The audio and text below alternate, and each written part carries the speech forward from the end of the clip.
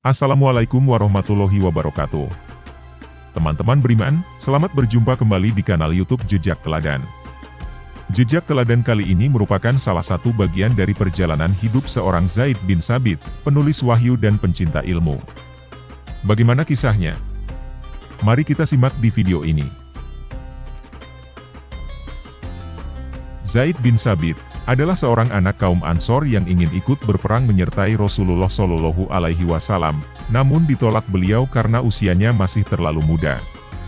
Walaupun ditolak Rasulullah Shallallahu Alaihi Wasallam untuk menjadi prajurit, Zaid berpikir mencari jalan lain agar dapat berjihad bersama Rasulullah Shallallahu Alaihi Wasallam. Pikirannya cerdas dan tajam, akhirnya menemukan cara yaitu melalui bidang ilmu dan hafalan. Kemudian Zaid menyampaikan buah pikirannya itu kepada ibunya, Nuar binti Malik. Sang ibu menyambut gembira buah pikiran anaknya itu, dan segera merintis jalan untuk mewujudkannya. Nuar memberitahu beberapa keluarga dekatnya akan keinginan Zaid itu dan mereka setuju. Kemudian menemui Rasulullah Shallallahu Alaihi Wasallam. Ya Rasulullah, Zaid ini anak kami, dia hafal 17 surat dari Al-Quran, bacaannya betul sesuai dengan yang diturunkan Allah kepada Anda. Di samping itu dia pandai menulis dan membaca tulisan Arab. Tulisannya bagus dan bacaannya lancar. Dia sangat ingin berbakti kepada Anda dengan keterampilan yang ada padanya, serta selalu ingin pula mendampingi Anda.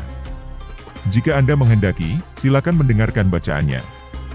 Kemudian Rasulullah Shallallahu Alaihi Wasallam mendengarkan bacaan Zaid. Bacaannya ternyata memang bagus, benar dan fasih. Bacaan Al-Qur'annya bagaikan kelap-kelip bintang di langit yang memberikan pengaruh dan kesan mendalam di hati. Rasulullah Shallallahu Alaihi Wasallam sangat gembira karena yang dilihat dan didengarnya mengenai Zaid ini, ternyata melebihi dari yang dikatakan orang-orang yang mengantarkannya itu. Terlebih lagi, Zaid pandai membaca dan menulis. Kemudian Rasulullah Shallallahu Alaihi Wasallam berkata kepada Zaid, jika engkau mau selalu dekat denganku, pelajarilah baca tulis bahasa Ibrani. Saya tidak percaya kepada orang Yahudi yang menguasai bahasa tersebut, bila saya diktekan sebagai sekretaris saya. Dan Zaid menyanggupinya, dengan tekun ia mempelajari bahasa Ibrani itu. Karena kecerdasan otaknya, dalam waktu singkat, Zaid dapat menguasai bahasa Ibrani dengan baik, berbicara, membaca maupun menulis. Apabila Rasulullah Shallallahu Alaihi Wasallam hendak menulis surat kepada orang-orang Yahudi, Zaidlah yang dipanggil untuk menuliskannya. Bila menerima surat dari mereka pun, Zaid pula yang disuruh membacanya. Zaid pun belajar baca dan tulis bahasa Suryani. Dan dalam waktu singkat berhasil menguasai bahasa itu seperti halnya bahasa Ibrani.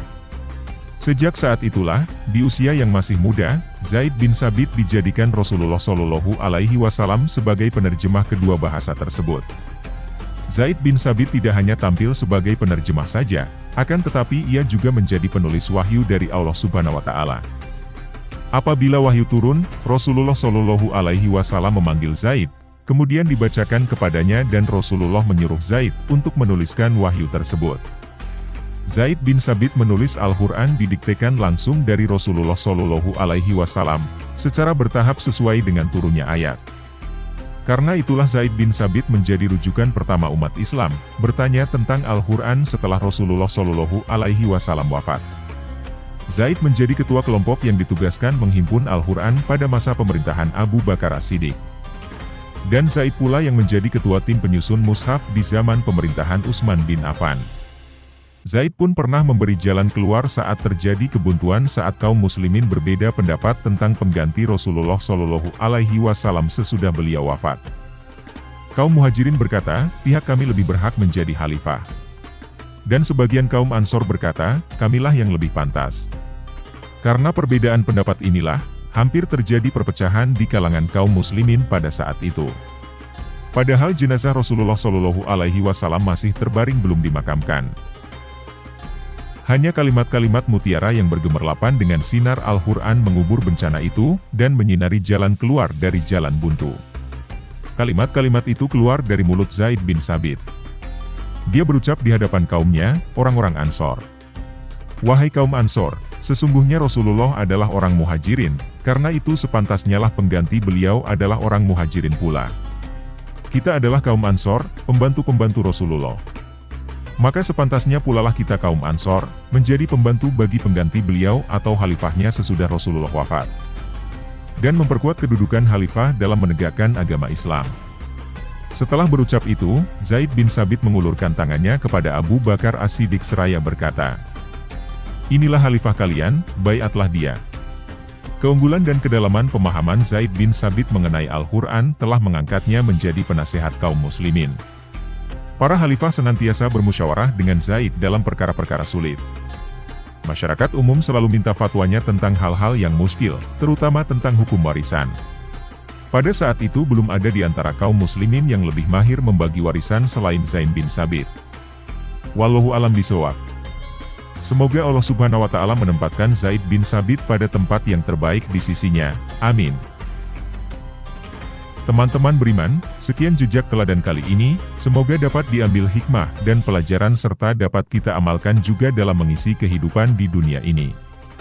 Mohon untuk like, jika menyukai video ini, dan sebarkan video ini ke seluruh keluarga, sahabat serta teman-teman lainnya agar menjadi amal soleh untuk bekal nanti.